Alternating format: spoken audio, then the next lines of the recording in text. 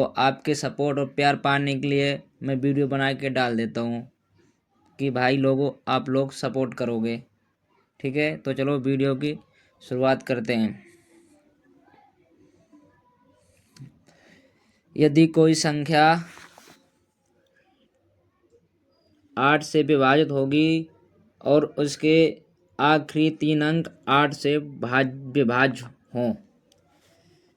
ऐसे समझिए, यदि कोई संख्या 8 से तभी विभाज्य होगी जब उस संख्या के आखिरी के 3 अंक 8 से विभाज्य हों या आखिरी के 3 अंक 0 हों, तो वह संख्या 8 से विभाज्य होगी। समझे? उदाहरण के लिए ले लेते हैं 312। ये 8 से पूर्ण विभाज्य है। 1000 भी 8 से पूर्ण विभाज्य है। ये दोस्तों इसमें थोड़ा टाइपिंग मिस्टेक हो गया है। ये जो 7592 है, 7592 जगह आपको 7590 लेना है। फिर आप 590 को भाग करोगे 8 से,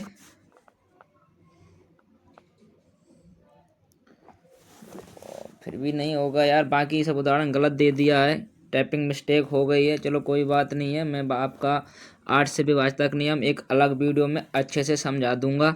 चलो अगला 9 का विभाजक नियम देखते हैं।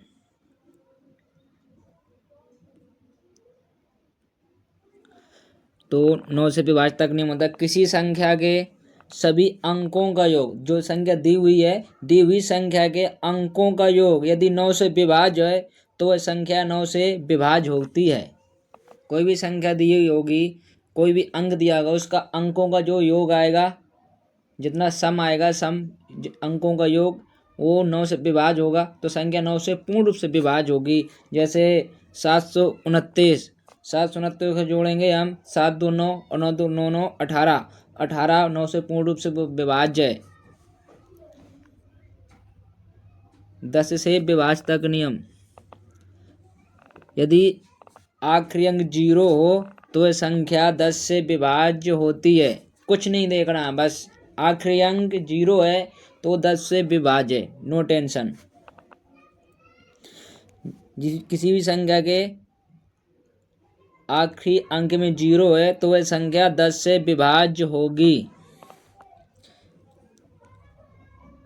11 से विभाजक नियम, बाएं से दाएं विषम स्थानों के अंकों का योग माइनस सम स्थाने के अंकों का योग बराबर, अगर परिणाम 0 या 11 गुणज हो तो संख्या 11 से विभाज्य होगी।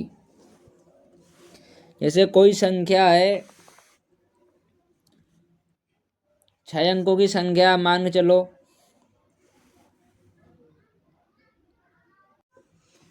जैसे मान के चलो संख्या मान लेते हैं 6 3 5 6 4 6।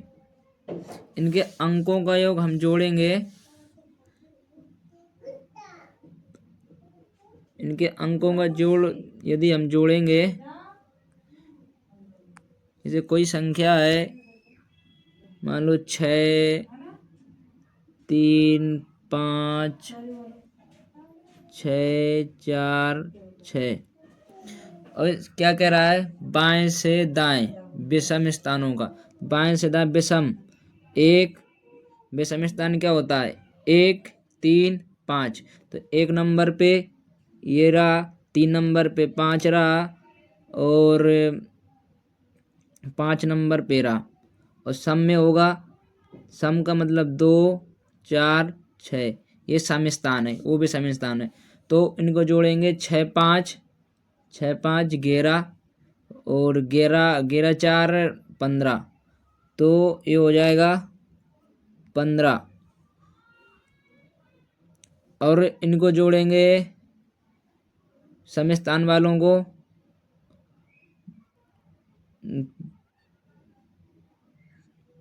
3 6 3 9 और 9 6 15, और इनको माइनस करोगे तो 0 आ जाएगा। और ये क्या कह रहा है, अगर परिणाम संख्या 0 या 11 से गुणा हो तो वह संख्या 11 से विभाज्य होगी। यानी कि ये जो संख्या है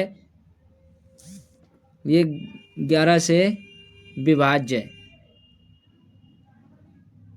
ठीक है, ये जो संख्या है हमारी 6 3 5 6 4 ये 11 से विभाज्य है, क्योंकि इनके जो सम और विषम अंकों का योग आ रहा है वो 0 आ रहा है, तो ये पूर्ण रूप से 11 से विभाज्य है। 12 से विभाज्यता का नियम। कोई संख्या यदि कोई संख्या 12 से विभाज्य होगी तो पहले वो 3 और 4 से दोनों से विभाज्य होगी। 3 और 4 से जो संख्या विभाज्य हो जाएगी वो 12 से पूर्ण रूप से विभाज्य हो जाएगी। जैसे 144 है, ये 3 से भी विभाज्य है और 4 से विभाज्य। इसमें अलग अलग करके दिखाया गया, आप देख सकते हो। 144 का 3 से विभाज्य तक नियम होता है।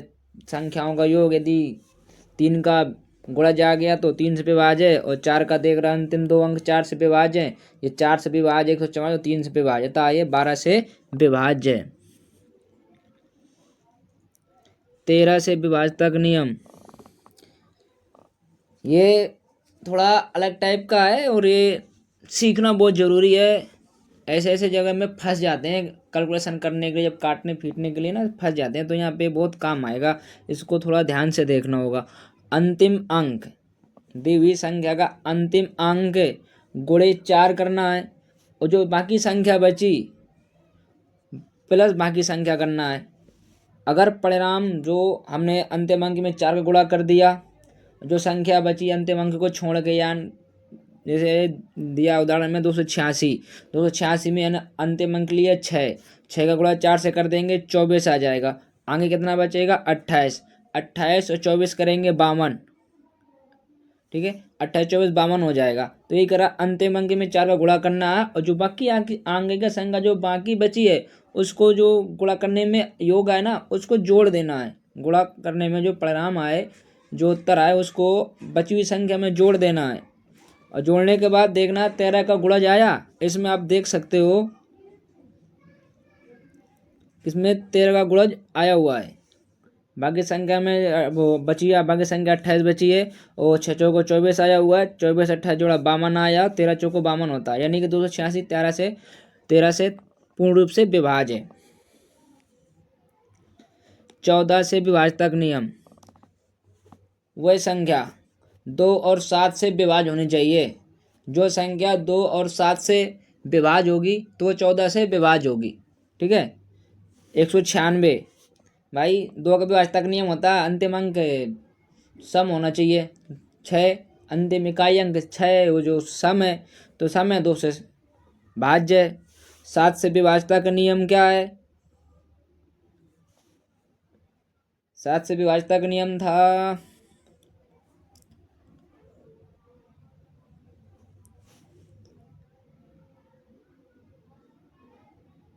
196 ना, 7 से विभाज्य है। हम भाग दे के ही देख लेते हैं, ज़्यादा बड़ी संख्या तो है नहीं है। 7 दूना 14 और तो 5 बचेगा, अंक तरह 6 का, और 8 7 56, यानी कि 8 बार जाएगा 28 बार, यानी कि 2 और 7 से विभाज्य 196, तो ये 7 से विभाज्य होगी। 15 से विभाज्यता का नियम, संख्या दी हुई संख्या 3 और 5 दोनों से विभाज्य होनी चाहिए। जो संख्या दी होगी वो 3 और 5 से विभाज्य होगी तो आपके 15 से विभाज्य हो जाएगी। जैसे 445 है, 445 5 का विभाज्यता नियम होता है अंतिम अंक 0 या 5 हो तो 5 से विभाज्य होगा, और 3 का विभाज्यता नियम होता है अंकों का योग, अंतों का योग, अंतिम अंकों का योग आ रहा है 9 यानी 9, तो 9 3 से का गुणाज है, जो 9 3 से विभाज्य है, तो 450 3 से विभाज्य होगी। और लास्ट में 0 आ रहा है, इकाई अंक 0 आ रहा है, तो ये 5 से विभाज्य हो गया। अतः 450 15 से विभाज्य है। अब 16 से विभाज्यता का नियम, संख्या के आखिरी 4 अंक,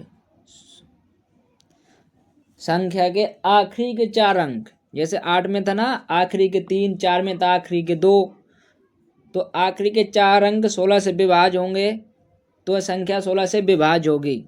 17 से विभाज्यता का नियम, ये रहा आपका 17 से विभाज्यता का नियम।